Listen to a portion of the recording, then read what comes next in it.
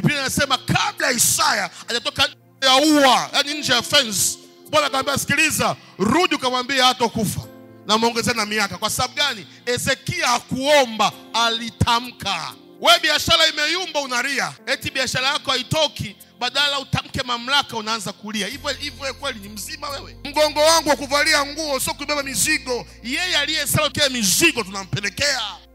Mwambie atoe hiyo shida. Alafu wakati Mungu anatamani aone unaongea kama mwana wa mfalme.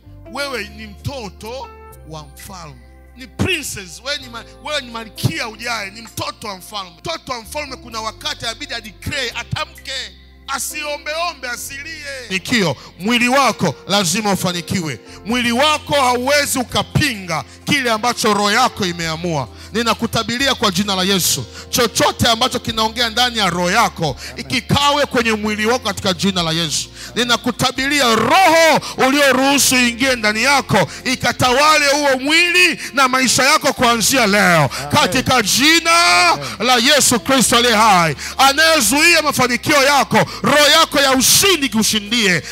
Anayekuletea magonjwa, roho yako ya uzima ikuponye. Anayezuia biashara, roho yako ya mafanikio ikusaidie. Chochote kinachozuiwa na roho ya adui leo kikatolewe kwa jina la Yesu. Sema amen kubwa. Amen.